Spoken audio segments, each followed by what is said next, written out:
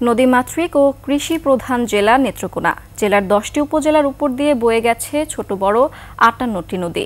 বর্তমানে মাত্র 11টি নদী স্বাভাবিক প্রবাহে রয়েছে, আর 17টি দখল ও দূষণের কবলে পড়ে বিপন্ন অবস্থায় রয়েছে। বাকি 30টি নদী এখনও পুরোপুরি অস্তিত্বহীন। নেত্রকোনা প্রতিনিধি মনোরঞ্জন সরকারের তথ্য ছবিতে ডেস্ক রিপোর্ট।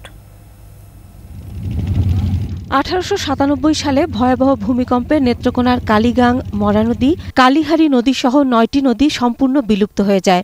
এই নদীগুলোর জায়গায় এখন গড়ে উঠেছে মানুষের বসতি। এছাড়া দখলদারদের দৌরাত্ম্য, অপরিকল্পিত বালু উত্তোলন, শিল্প কারখানার বর্জ্য ফেলা ও পর্যাপ্ত খনন না হওয়ায় নদীগুলো ক্রমশ শুকিয়ে যাচ্ছে। জেলার কংস, ধনু, মগরা, সোমেশ্বরী সহ 11টি নদী এখনও স্বাভাবিক প্রবাহ ধরে রেখেছে। বাকি 17টি নদী হারিয়েছে নাব্যতা। এসব নদীর কোথাও কোথাও তৈরি হয়েছে বিশাল বালুচর, আবার কোথাও পানি শূন্য হয়ে পরিণত হয়েছে মরা খালে। নিয়মিত খনন না হওয়ায় অনেক নদীতে চর জেগে উঠেছে, যা কৃষি ও জলজ প্রাণীর জন্য মারাত্মক হুমকি সৃষ্টি করেছে। আমরা যখন ছোট ছিলাম তখন এটার অনেক স্রোত ছিল। প্রায় 30 বছর যাবত আমরা এটার ভিতরে কোনো ব্যবহার করতে পারতেছি না। পানির দূষণ, নদী দখল। এই তুষাই নদীর এখন স্মৃতি মাত্র, কারণ এখানে নদীর কোনো চিহ্নই নাই। মগরা নদী বিশাল আরো ছুট ছিল, মাঠ ছিল, টিমার চলতো, ট্রলার চলতো। নদীর নাব্যতা হারানোয় সবচেয়ে বেশি ক্ষতিগ্রস্ত হচ্ছে স্থানীয় জেলেরা। নদীতে পর্যাপ্ত পানি না থাকায় মাছ ধরা দিন দিন কমে যাচ্ছে। একইভাবে নদীর পানি সরবরাহ না থাকায় কৃষিকাজ ব্যাহত হচ্ছে। আমরা ফস কৃষি করতে পারি না পানির লাগে।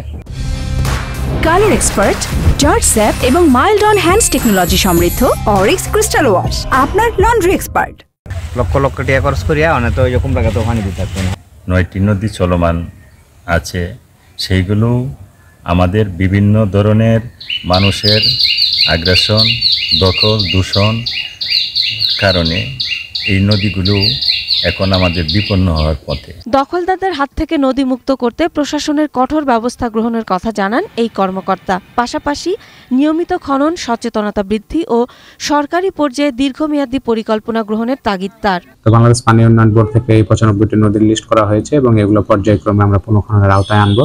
ইতিমধ্যে আমরা নেত্রকোনা জেলায় প্রায় 12টি ছোট নদী যেগুলো শুকিয়ে গিয়েছিল সেগুলোকে আমরা পুনঃখনন করতে সক্ষম হয়েছি। নেত্রকোনা নদী রক্ষায় এখনই কার্যকর ব্যবস্থা নেওয়া না হলে জেলার অনেক নদী শুধু ইতিহাস হয়ে থাকবে। তাই নদীগুলোকে বাঁচাতে সরকার, স্থানীয় প্রশাসন ও সাধারণ জনগণকে একসাথে কাজ করতে হবে। Masum আলিসা, desk report, 21 television.